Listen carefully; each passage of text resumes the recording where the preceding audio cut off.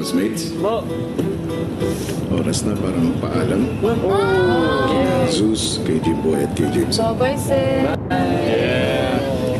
Uy, madamit natin. Ay, madamit natin. Iwan na yun.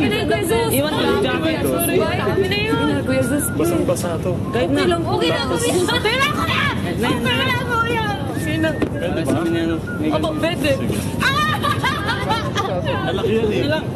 Hindi ko ito lalaban, sir, forever. Dito na lang ito. Bye-bye, kayo. Dito na lang ito. Sige, thank you.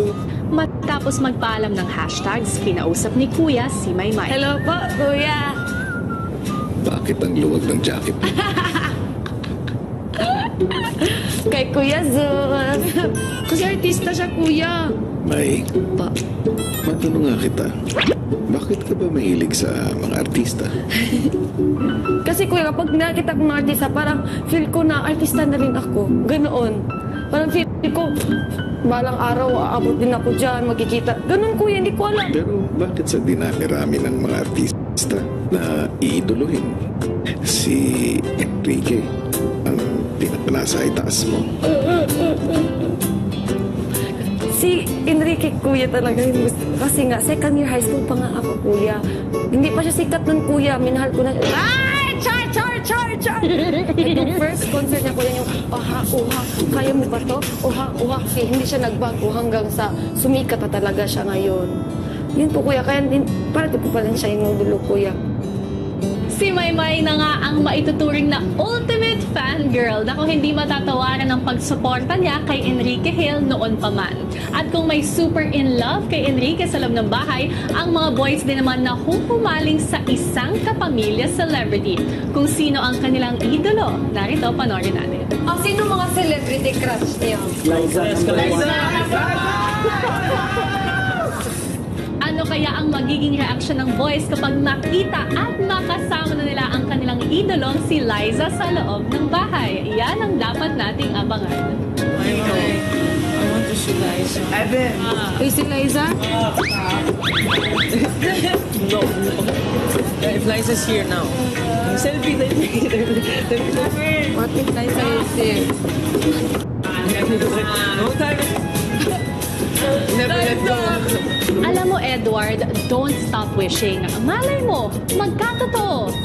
Malay mo, ngayong araw magkatotoo. Maya-maya pinatawag ni Kuya ang girls sa confession room. Girls, Yes, kuya. ngayong araw, magkakaroon kayo ng special dance class. Mangyayari yan ngayong umaga. At kayong mga girls, ang inaatasan kong maging dance instructress. Okay, girls. Good luck. Thank you po. Ilang sandali pa, lumipat na sa activity area ang mga girls para sa dance class. I-play ko na guys ha. Yeah, Para start na tayo.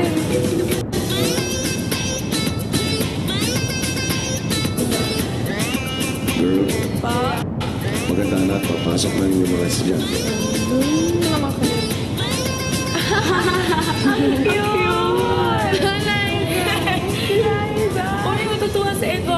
Matutuwa po sana yung boys kung makikita nila yun. Kasi the boys, they're all crazy for Liza. Turo, stop!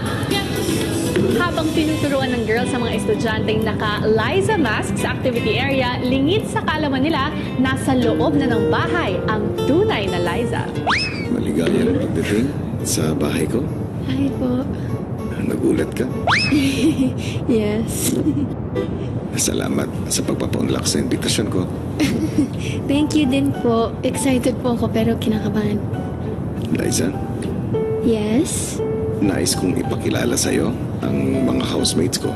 Excited din po ako ma-meet sila kasi marami po akong nakikitang videos nila on social media about them talking about ako at saka si Enrique, so gusto ko din silang ma-meet.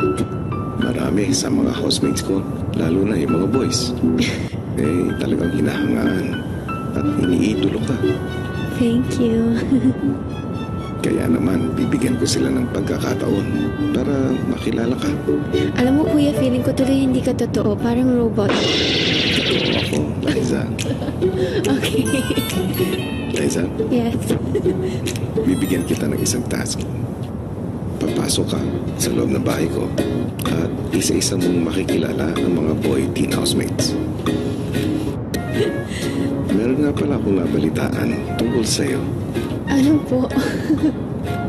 May nakapagsabi sa akin, Na?